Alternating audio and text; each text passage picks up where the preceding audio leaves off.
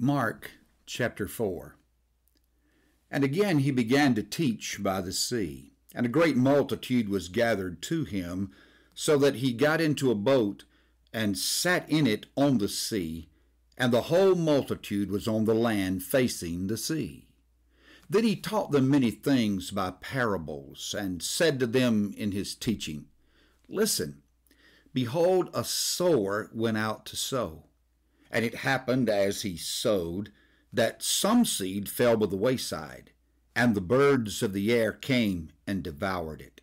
Some fell on stony ground, where it did not have much earth. And immediately it sprang up, because it had no depth of earth.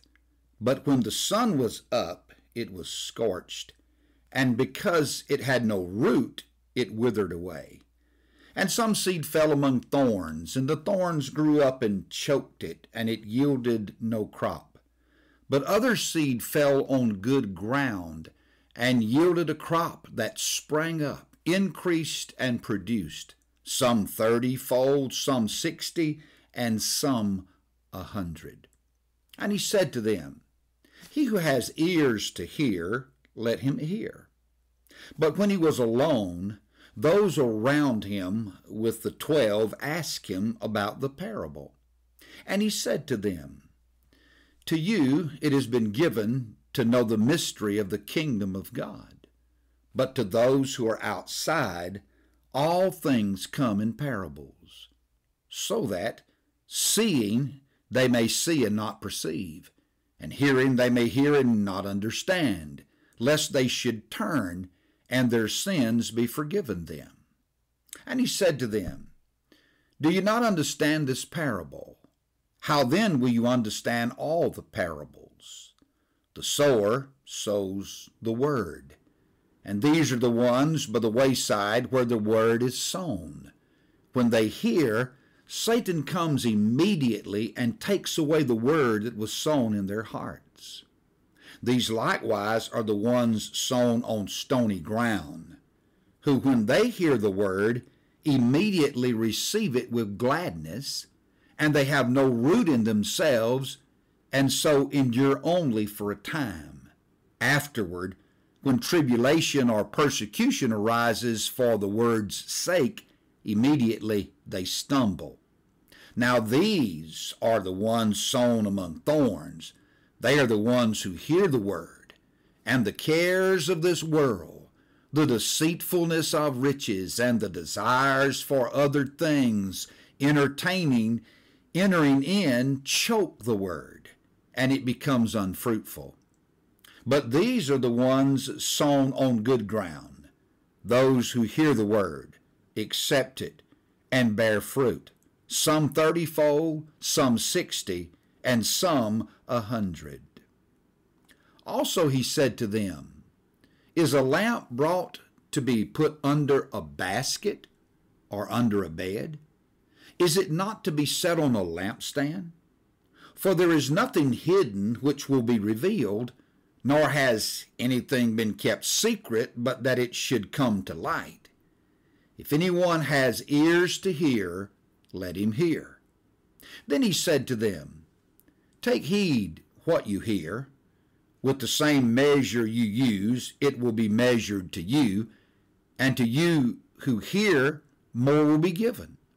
For whoever has, to him more will be given, but whoever does not have, even what he has will be taken away from him.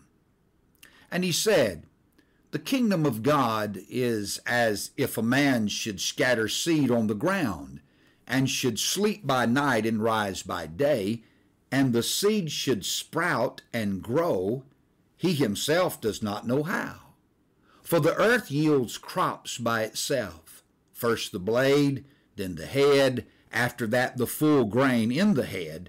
But when the grain ripens, immediately he puts in the sickle, because the harvest has come. Then he said, To what shall we liken the kingdom of God? Or with what parable shall we picture it? It is like a mustard seed, which, when it is sown on the ground, is smaller than all the seeds on earth.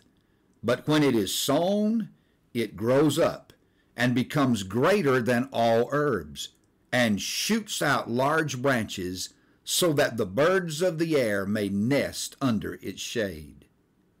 And with many such parables he spoke the word to them as they were able to hear it.